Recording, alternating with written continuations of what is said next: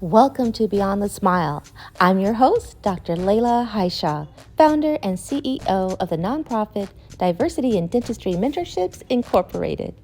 In this podcast, our Huddle, we bring together successful dentists of color to encourage, empower, and educate our mentees to be competitive candidates to successfully get in, get through, and thrive beyond dental school. Are you ready to be inspired into action? Then you're in the right place. Let's huddle up. The inaugural season of the Beyond the Smile podcast has been brought to you by our sponsor and partner, the Benco Dental Family Foundation, the philanthropic division of the Benco Dental Company.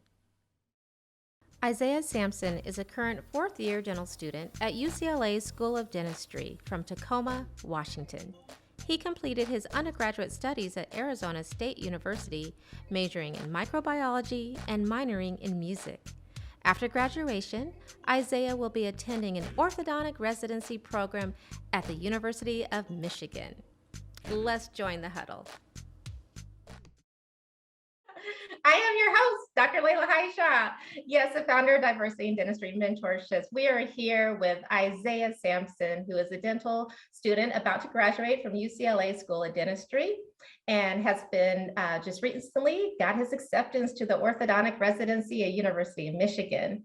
And as I was saying before the feedback came on, our nonprofit is here to strengthen the diversity pathway from middle school to dental school. We are wanting to create a diverse, equitable applicant pool. So dental schools have no excuse to have a wonderful selection of strong candidates from diverse backgrounds, so then that we can increase the diversity of the dental workforce and increase access to care, and of course, improve oral health outcomes for all communities. So with our podcast, what we wanted to do is just kind of continue what we started out with. I want to say a great special thank you to Dr. Jared Williams, one of our board officers who had our group accountability calls for many, many months and seasons, where we got together our mentees and we talked about things that mentees wanted to know about: study prep, leadership development, skills, and everything they could do as far as getting, improving their interviewing skills, getting shadowing hours and all that. So now we're just continuing this as with our podcast, Beyond the Smile, because there's so much that we have to offer as dentists of color beyond dentistry. And this is what we're going to find out from inspiring, encouraging stories from current dental students and dentists of color. So with that, thank you, Isaiah, for joining us. I have to do just a quick little, reminiscing that when I started Diversity Dentistry back in 2018, it was just a Facebook group page, and it didn't become a nonprofit until a couple of years ago. And I saw your post about you getting into UCLA.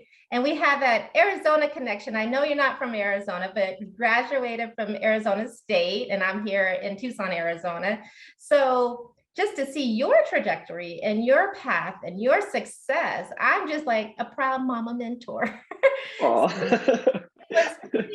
For you to be our first guest on Beyond the Smile. So I will turn it to you. Will you please introduce yourself, a little background for everyone here?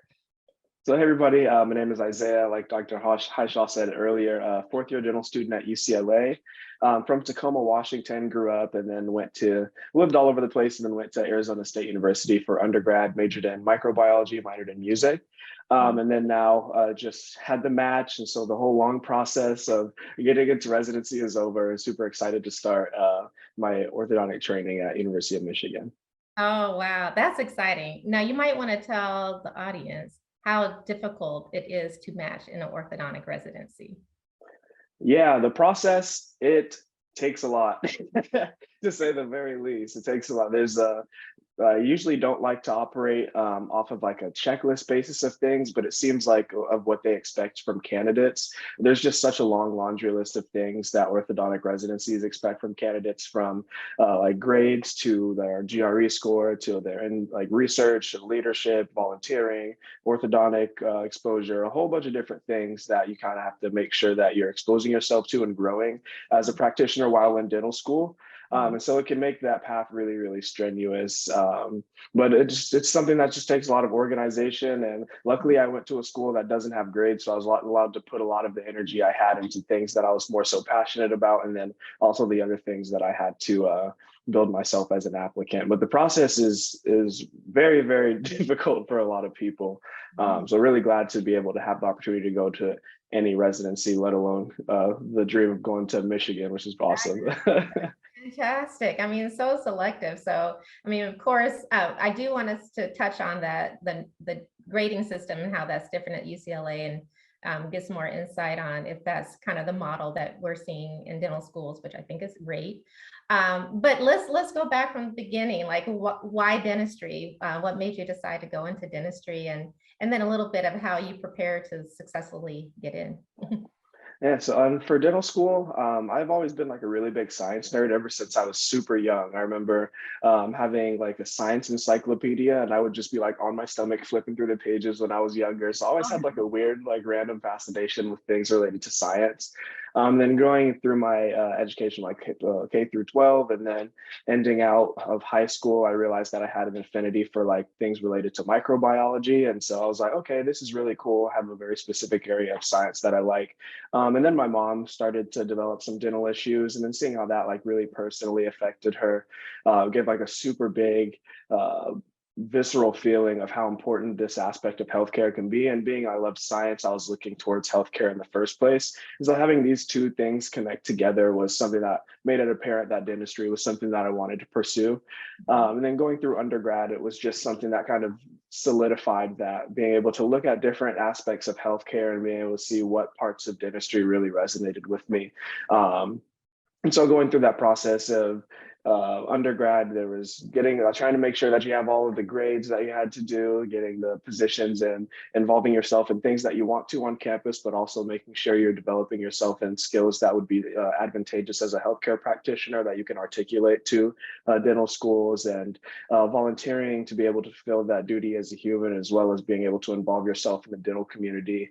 Was a lot of things that I kind of focused my time on in that first few years. And then later, within like it was about the middle of my second year, starting to do like research and things of that nature to kind of like add on to the application. So very early I decided I wanted to do dentistry, so I was just doing a lot of things that I thought would add skills that would be advantageous to being a good healthcare provider. And luckily they all just kind of funneled into something that was a very digestible application that had very clear themes like teaching and teaching and community service and leadership and things of that nature. So luckily, the things that I was passionate about were able to draw a narrative to my application. But being very, very intentional in that beginning of undergrad, to be able to know the things that I needed to do to be a competitive applicant were some of my main focuses. Even if it was maybe being too hard on myself, it was something that was being very focused in my energy. Yeah, dentists seem to be overachievers. But it's of course important to be prepared. Now, did you do a lot of just self-research, or did you have guidance through a mentor or someone in the family or within your network to help you know So the I steps? went, yeah, I went into it pretty blind, doing a lot of Google, went on like SDN for better or for worse to be able to get some information of like what it takes. Yeah. And so just a lot of researching of different things that could make someone like very competitive. And a lot of the information is not really readily available. And so some of what I was using was like the model that the medical students have used in order to be competitive applicants for medical school, and kind of translated that over. Since I wasn't able to find too much information on what it takes to be a good dental school applicant, I just assumed that healthcare, there's healthcare practitioner, like you're building the skills to do that from a single standpoint of just that's the skills that it requires. So I was kind of using that as a model. And then as I grew and was able to make more connections with whether it be dental students or like Dr. Darwin and yourself being able to figure out some of those nuances of how to navigate that, I was just kind of using that medical school applicant as a model first off. And then as the information came, I was able to fine tune the things that I was doing a little bit more. Now, one of the quotes I always remember is success leaves crumbs. So, see who's done it, see how they did it, find it, and be resourceful too to get there. Was it challenging, or were you successful your first round of application, in first cycle to get in? Yeah, so I was lucky enough to get in on that first cycle. And I think a couple of things could have played into that. I was really, really hard on myself in terms of academics. So ensuring that I had a really high GPA. So I was always like, okay, what is the school that has, what are some of the schools with the higher GPAs? I want to try to be above that if I can be, to give myself the best chance. And then for the DAT, I've never really had the most structured instruction in how to take standardized tests. So my DAT wasn't like the huge strong score that people end up getting, but it was enough to be able to have something that's not completely negative on the application. And luckily I had a GPA that kind of made up for it, along with like the extracurricular activity. So I was lucky enough to have a good successful first cycle through the dental school process. And you're closer to it. I've been out, 20 years. Hate to say that out loud, but it's all good. But now, I know this holistic approach to looking over the dental candidates, and it is very important, right, to have other interests and showing some involvement in extracurricular activities. So they're seeing the whole person, and you're not just narrowed in on just academics, but how are you serving the community and serving others? Right. 100%. And one of the things that I think is really unique about both my dental school and my orthodontic residency application is dental school application did not have the word dental on it. And then my CV for residency did not have the word orthodontics on it. So it was very just doing things that are related to like my passions as a human being and allowing those things to kind of. All mentees need to hear that. Yeah. I mean, yeah. And this is why I think it's so important speaking with students who are just recently graduated, about to graduate, because you're in proximity closer to someone who is going through the process, and like, don't get all caught up in there, and don't let you get in your own way of really pursuing your goals there. So yeah, 100%. And also one tidbit I remember when I was I went to UMKC in Kansas City, go Chiefs. And I was one of the student representatives in the admission committee. And I remember they would say if someone was coming in applying and they had their interview and they were just saying, yeah, I want to be an orthodontist, it almost kind of hurt them, because they're not saying that they want to, take care of oral disease and care for patients and know all that dentistry has to offer, kind of just coming in narrow focus. Now you might know you want to do that, but it was advised really not to say that. Do you think that's changed in the 2 decades since I've been out? I think that remains pretty consistent. Like from what I've been hearing, like my friends who are on the admissions committee, they're saying that they want people who are like, you're going to dental school to be a dentist. So ensuring that that's something that's at the forefront of your priorities is because no one knows how dental school is going to go, especially like it's a huge challenge, a huge transition for anybody. So you wouldn't want somebody to go into dental school with thinking they wanted to do oral surgery and only like oral surgery and not like dentistry, and then end up not necessarily their path not leading them to being able to be a competitive applicant for that, and then them being stuck with something that they don't necessarily want to do, and then therefore being someone who's not contributing very positively to it. So that seems to be a pretty consistent sentiment with that, of people wanting to be a dentist first and foremost, and then if you have interests outside of that, the opportunity to explore those while you're in dental school for sure. Oh, okay, great. Well, we'll definitely highlight that for those getting ready to, decision day is coming up, right? And then as we go through the next cycle, when the students are going on interviews, to make sure that they keep that in mind. So orthodontics, are you thinking, I know this is a little bit ahead because kind of wanted to talk about, a lot of people choose dentistry because you can be a business owner. Is that something you're just keeping open, or have you always dreamt of having your own practice, or just kind of want to see the different models that are out there? So that was kind of the thing that drew me to dentistry, or one of the few things that drew me to dentistry was the ability to like work for yourself and be self-sufficient in that matter. So it's always been a dream of mine to have a practice. Like when I was like coming up through dental school, I've always wanted to have like, oh, I want to have like 2 or 3 practices, and being able to like coincide that with different mentorship opportunities that I had. So private practice is one of the things that's always kind of been in my realm of goals. I know that model is kind of changing a little bit now, but it's still something that I want to do for myself. Oh, that's great. That's great. Now, UCLA is great school, of course. You got Dr. Edmund Hewlett there, Associate Dean of Inclusion and Diversity. AKA the GOAT. Yeah, he's a GOAT, right? So honored to have him on serving on our board. Ooh, we got some mentees coming in the huddle. I'm so excited. Welcome, guys. So having him there, that's been great because I know DEI is at the forefront at UCLA. Is there any advice you can share with our prospective dental students of color on what they may expect in dental school, or how to kind of rebound from situations where they feel like there's not a sense of belonging because there's so few of them within the class? Can you share a little bit about that in your experience? Yeah, definitely. So going through just like higher education in general, as that level of education rises, the level of diversity it decreases. And sometimes like going from undergraduate to dental school, the amount of the magnitude of that change is very, very large in terms of the diversity. So there's a lot of things like with like microaggressions and things of that sort that come with the territory of being in spaces that aren't very diverse, or people who have a good amount of like exposure to the nuances of interacting with people of diverse backgrounds. So there is a lot that comes with that, but that's just the territory of being in a space of higher education in the first place. But something that like at first it was a little bit tough on me being able to come to terms with that, seeing it come from like a few layers of like a few layers of where diversity wasn't necessarily at the forefront of people's minds, seeing within like the student layer of things and the faculty layer of things and the institutional layer of things.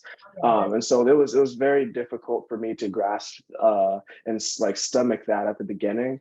But something that really helped me be able to, and it was one of the dental students now, Iman, we were just talking about it the other day with some other people, was when you're able to use that and be able to not shape your goals around it, but use it as motivation towards things that you're passionate about. So if you see that there's something wrong within your dental school, being able to put forth efforts to change that for the people who have to come behind you. And so it was really awesome to be able to be in the position and have the infrastructure and support by people like Dr. Hewlett and the community of the students to be able to have the opportunity to do things to help contribute to change within those environments.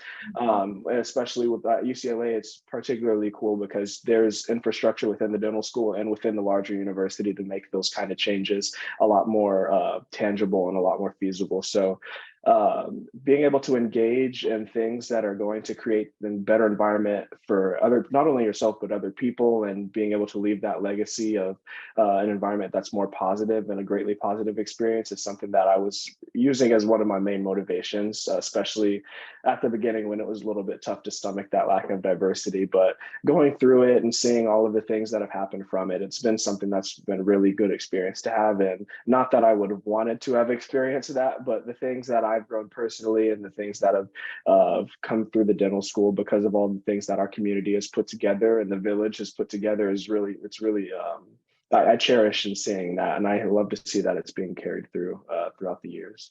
That is great. I'm so glad you shared that. And you know what? Yeah, as much as I love having the conversation, I really want to hear from our mentees. I see Amani has her hand up. This is a huddle. The huddle, right? This is where we get those secret plays, the game plan, because they can see us do the play when we're out there on the field and how we're successful. But there's a lot that goes on in that huddle behind the scenes and figuring out. So Imani, go ahead and feel free to unmute yourself and ask away. Okay, so basically I have a few questions, but I'll try to see if I can like sum it up in one big thing. Yeah, time. Um, so you're the founder of Diversity in Dentistry. So what I wanted to ask, do I call him Dr. Sampson or Mr. Sampson? Not yet, not yet, not yet. Not yet. Okay. So you guys, you have no finals. okay, so Mr. Sampson. So when I think of UCLA, I honestly think of like predominantly, like a predominantly white school. Is there a lot of diversity there? And also, from all the schools you got accepted to, if you got accepted to more schools, would you want to go back and go to those schools that possibly could have more diversity? Or do you think that like UCLA was the right move for you and you don't regret it at all? So speaking to like how the demographics of UCLA is compromised, it's weird because it's technically a PWI, but within the dental school, it's very diverse. It's very multicultural, people from a whole bunch of different countries. In terms of like white students, we don't have that many throughout the whole school. It's mostly people from like Asian backgrounds, Middle Eastern backgrounds, and things of that nature. So it's very diverse, and you get a lot of exposure to different cultures in that instance. Where it lacks is people being exposed to the experiences of the Black and brown students, where things get a little bit muddy. But in terms of the traditional PWI experience, it's a little bit different at UCLA as compared to other schools who have a largely like white constituency of students. And so that made the experience a little bit different. And I guess when it comes to the intersectionality of people's experiences, a lot of people are a lot more willing and able to be able to navigate those nuances of people's experiences. And so it's good that since people have these identities that could possibly have those intersections of oppression, people are a lot more open to hearing these conversations and having those conversations. And that's one thing I do really appreciate about UCLA is that since it is very diverse, it makes it a lot easier for these conversations to be had because these identities they're not foreign. These ideas are not foreign to people's identities since they all have to encounter it in one way or another. So that part is really cool about UCLA, and I will give it that. In terms of having to redo this process, UCLA, I at the beginning, I was like, oh, this is a little tough. I don't know if I could do this, especially with the academic strain. But going through the whole process, like now in my fourth year, I'm able to kind of zoom back. We don't have a bunch of classes. We're just focused on patient care and then doing the whole application process for residency. Seeing that, like when we first got there in our interview, they were telling us about the certain type of student that you become coming to UCLA, especially with how it's very strenuous and it's a very, very tough environment to be in academically. And so the type of providers that they say that we're going to be, the type of knowledge that they say that we're going to possess, and the places that we're going to be able to enter, the rooms that we're going to be in, it's crazy to see that those things that they described early on were the things that are directly correlated to how everybody is right now. Like we're all those providers with the amount of knowledge that they said we're going to have. We're in the spaces and fulfilling the goals that we have. And so there's been a lot of different checkpoints that have made it very apparent that this was a good decision for me. Like for instance, when I took my board exams, we have so many didactic classes. It's just insane about the depth of all of our classes that we have. And then when it goes into taking the board exams, I was like, this was not nearly as bad as I thought it was going to be, just because of how in depth that education was. Or the education is. And so having those little checkpoints where you recognize that the struggles that we've gone through it's not for nothing. It bears fruit, and having those checkpoints be where the fruit is places where it's very important to be. And so that's part has been really awesome to see, and going through it and then matching the residency and seeing all of my friends match to residency. It's really awesome to see how the things that they said were going to happen have happened for the most part. And they really do set us up to be able to do these things. Like with every dental school, there's tough things that come along with it. Like unfortunately at UCLA, it tends to happen. Students get a little bit jaded due to the intensity of the environment. And so mental health could be something that could be managed a little bit more like closely, but seeing how well the students have turned out and just with myself, how like good of a provider I feel right now and how knowledgeable I feel and things of that nature, I would do this experience all over again. And then that's not even to say the things that are related to the infrastructure of diversity that they've helped cultivate. And so there's a lot, all to all, I'd do this experience. I'd pick UCLA all over again for sure. Great. That's great. Great question, Imani. Anybody else? Any questions from the group, from the huddle? Well, when you speak of, mental health and self-care, what are you doing to make sure that you're balanced and you have, I try not to use the word work-life balance because it never is a balance, but maybe finding more of that harmony between your work life and school life, and just to make sure that you're staying well overall. Yeah, one of the really big things, I guess, in addition to just doing the things to take care of mental health in terms of going to therapy and having close friendships and people that you can confide in, people with similar experiences, those are really important in terms of those relationships. But having something that you do as a hobby is crucially important, especially with all of the people. Just some people will finish school and they'll finish their work and then they'll kind of just like twiddle their thumbs and kind of ruminate on what they have to do next. Whereas if you have some sort of outlet that you can have to be able to let out different types of energy. And so for me, I like playing music and the different things like playing video games and things of that nature. So having different hobbies to plug yourself in and budget in that space specifically for that for yourself and prioritize that, just like you were prioritizing on your Google Calendar that you have to study at this time. So you're going to take care of yourself at certain intervals within the week and making sure that you're making that a priority. That's something that's extremely important. And it's like there's an article that my friend Selena had sent me a little bit ago. It was talking about like different types of self-care. Or different types of rest. And it's saying that there's like spiritual rest and physical rest, emotional rest, like creative rest and things of it. There's different things that you can do to be able to give yourself a more holistic idea of inner peace and inner rest. And so with emotional rest, being able to fulfill yourself with good relationships that you have, and spiritual rest, doing things that you're very passionate about, whether it be community service, outreach, and things of that nature. Like creative rest, having a creative outlet for you to be able to think abstractly and not within the order that you usually are in. And then physical rest, which is just kind of pulling yourself back and then being able to just let your body sit in itself, which is something that I found really important. And then there's another one that's like stimulatory rest, which is you're kind of removing a whole bunch of stimulation that you like normally encounter. So like social media, or you're not going on the Canvas app all of the time, seeing all of the classes you're in, you're not on your Google Calendar. So you're kind of pulling yourself back from a lot of the stimulation as well. So there's many different ways that the article described for you to gain rest. And that's been really, really cool to see how that can be applied and how well that contributes to kind of regaining ourselves in the process of what school can contribute to in terms of burnout. Oh, that is great. Maybe you can share that with me and we can put it in the show notes there. Because that's true. I mean, I've been, like I said, practicing 20 years and I have experienced burnout, and really when you were talking about do things that bring you joy and giving back, diversity in dentistry mentorships was that. I really feel it saved me because it re-sparked my joy for dentistry because I was sharing it with others, mentoring, and found a purpose again.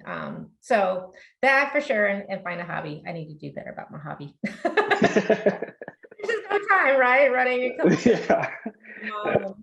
But so I know we're getting onto our time. Want to be respectful of your time too, but you talked about a little bit what brings you joy. I think music is one thing that brings you joy outside of dentistry, or I like to say beyond dentistry. There's so much. But if you could go back and give yourself or up and coming prospective dentist as student of color, what advice would you give them? And then we have a couple of questions before we end out. I see some hands up. Yeah, so there's the things that I guess I can reflect on what I would have probably told myself is to just be intentional. So this just isn't like manifesting itself in having your schedule be as colorful as possible and making sure it's down to a T, but also making sure that the places that you're placing your energy are things that you legitimately want to place your energy in, because there's no way to burn yourself out faster than doing something on a weekly basis that you don't want to do. So being intentional in the things that you think are going to help build your character, build yourself as a professional, build yourself as a healthcare provider, in addition to doing things that fulfill yourself as a human being, is something that I think people should be really intentional in. And then when it comes to those dental school interviews, when they're asking you about it, the light in your eyes and the ability for you to just have a conversation about it rather than have an answer for the question is something that I think will kind of help out a lot. And one of the greatest things that I think I should have told myself earlier was to be a lot easier on myself. I've had kind of a habit ever since like the ending of high school of being excessively hard on myself and kind of sometimes putting unrealistic expectations on myself. And there will be points where at the beginning I was doing this and you're like, okay, you're getting to the place where you were going, you're getting to the place where you're going, and the thought that you had and the goals that you set, okay, you got there. So let's just keep going with these unrealistic expectations until it gets a little bit too difficult for those things to be achieved in such a short period of time. And so then it starts falling short, and then you start being upset with yourself and you want to just be able to work harder, which is not necessarily what we're supposed to be doing with all of our energy, or a little bit of energy that we have while we're here. So being able to be a lot easier on ourselves, set realistic goals, realistic expectations, and being able to help manage when you're evaluating yourself, making sure you're doing it in a way that's kind. Evaluating yourself in a way that's just as kind as you can be. And so that's been something that I'm still a work in progress. I still find myself in areas where I see that I'm putting a little bit of an unreal expectation on myself. So it's continually a work in progress. So those are the large two things that I would say for people to do. Yeah, and just to piggyback on that, especially students of color, where sometimes we're in this, the systems are set up where we're almost having to prove ourselves, and people are second guessing, and there's no sense of belonging sometimes, that we don't celebrate our wins. So I would just add on there to, really acknowledge your wins at each point and celebrate that, not just keep pushing that goalpost a little bit further, like you got that, you achieved it, now going on to the next thing. So I would say start that early, because it just gets worse as you get older. Definitely. And so one of the things that my therapist had said, I was going through this weird struggle of thinking that if I was taking a break, that I was doing a disservice, because a lot of the things that I was doing, it's like for the people who I care about. So I thought I was doing a disservice to them if I was taking a break or not doing something that I had an idea like, I should do this. And if I wasn't doing it, I felt like I was kind of doing a disservice, regardless of how much energy that I had to be able to put into it. And so the idea that a therapist presented in terms of you need to be able to rest because that contributes to the amount of productivity and positivity that you can put into all the things that you're passionate about. And it's just as much as contributing to the things that you want. Like resting is just as contributory to the success of the things that you want to involve yourself with, just as much as the work that you're putting in. So prioritizing that as something to be a large focal point of how I'm approaching my productivity is something that has been a very, very transformative in how I'm able to navigate different things. Oh, thanks for sharing, being vulnerable and sharing that, because it can be so helpful for everyone, including myself. So thank you. I want to go to, is it Alana or Elena? You want to come off mute? Yeah, it's Alana. Alana, I got it first. Thank you. Yeah. Go ahead.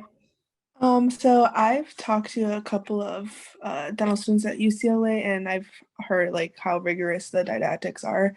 Would you say that there's a lot of support from faculty or like advisors or staff if you are struggling, like your D1 year with the course material? Like I know from undergrad to dental school will be like a really big transition from studying techniques and whatnot.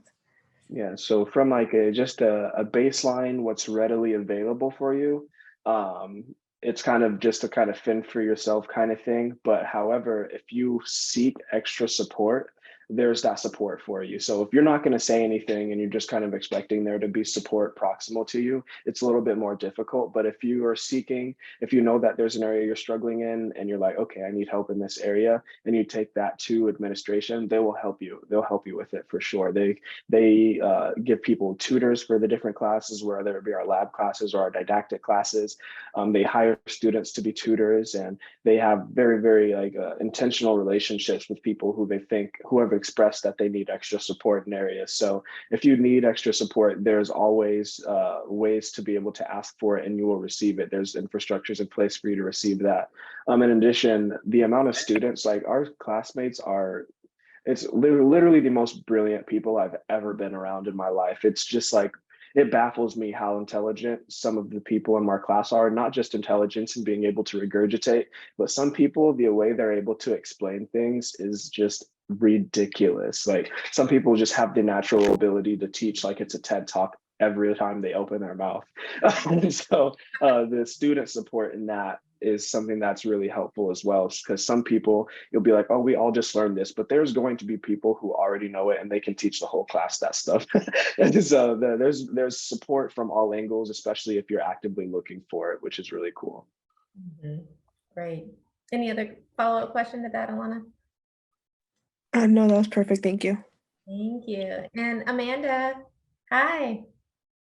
Hi, I'm Amanda Hodge. I'm a junior predental student at Spelman College. And I know UCLA has a really good reputation. So I was just wondering how much of an impact you think the prestige of a student's dental school has on their chances of matching into residency. Yeah, so beginning, they said that this was the thing. Like during our interviews, they're like, "Oh no, this will help," and we were all like, "Okay, you say that, but you have to." And then going on the interview cycle, and then seeing how people were like referenced the name UCLA and how the faculty were discussing and like almost revered the name, I was like, "Whoa, I don't even have grades. Like, what are we? Like, this is crazy." Yeah. And so that part, like for one, just not having grades, like we had so many people applying to residencies, and none of us have grades. Like some people have honors, but a lot of us, like honors is for the top 10%. That's 8 students. So majority of people don't have like the honors designation that would make someone know that you're like a super high achieving student. So it's all the name and your letters of recommendation. So seeing how successful everybody has been in their cycles, and then on the interview trail that I was on, being able to see how the faculty at all of the schools were referencing UCLA and how much they respected the students that come from that institution, I was like, okay, so this is definitely a thing. It is definitely a thing where the name does help for sure. And seeing how people, like I will be sitting next to someone who graduated the top of their class at a school that has grades. I'm like, I'm sitting next to them. And this is something like literally the only difference in comparison from an academic standpoint is the context of the education that I receive and what they know about that. So the name and what they know the students are capable of to be able to matriculate through these years is something that I've seen it carries through a lot for sure. And I've been glad to see that. Okay, thank you so much. For sure. Well, yeah, this has been great. Of course, I knew that time was going to go by so fast. We had a couple other people. I just want to make sure I open the floor to anyone who else has a question. Anyone? But I know you're part of our Facebook community and on Instagram. If there's any questions, I would just encourage anyone to kind of put it out there, and hopefully we can hear from you there. Thank you so much. You know, I always say that our mentees coming up, they will graduate and hopefully come back as a mentor, right? 100%, 100%. You're already mentoring now, and just being here and sharing this is great. I'm just so proud of you and so excited for you. What legacy do you want to leave? What is your hopes? It's funny because, yeah, it's funny you asked that because you're kind of one of the like inspirations behind one of my main goals, which is awesome. It's to doing like a type of mentorship, and like if you just read the diversity in dentistry like mission statement, that's some of the things that I really want to do within like advanced dental education, and like starting with orthodontics, but especially within like advanced dental education, and being able to increase the amount of mentorship, visibility, and access to these types of spaces through mentorship and scholarship and things of that sort. So that's kind of the sort of legacy that I would like to help contribute to, and definitely following the footprints and the blueprint of Dr. Highshaw for sure. That's one of the things that I definitely want to do. Oh, well, thank you. Thank you for sharing that. This reaffirms that I am doing my purpose here, and that just it makes me so hopeful for our future. We know that opportunity is where it's at. We need to just bridge that opportunity gap for all communities, because there's just such a great untapped potential when some students have not even considered dentistry, and that's what we're just trying to do. And then our other tiers, our pre-dental students who we have here who know dentistry is for them, and let's make that path a little bit easier for them, and give them the resources and vast network to help them succeed. So with that, thank you again, Dr. Sampson. Sounds great, huh? 5 more months. So. It's almost there. Blink, it'll be over. But yeah, it's just a reminder here on Beyond the Smile that if we did it, so can you. Thank you, guys. We'll be back every Tuesday, 5:30 Pacific, 8:30 Eastern. Please join us back in the Huddle. And if you know anyone who wants to be a special guest, we are booking out through February. So again, thank you so much. You guys have a great night and happy holidays. Thank you for joining us on another episode of Beyond the Smile. If you need a dental mentor, or you would like to be a mentor, or even if you would like to support our mission to strengthen the diversity pathway from middle school to dental school, please visit our website for more information at diversityindentistry.org. Please share this episode, subscribe to our podcast, and together we can raise the next generation of diverse leaders in dentistry. We did it, so can you.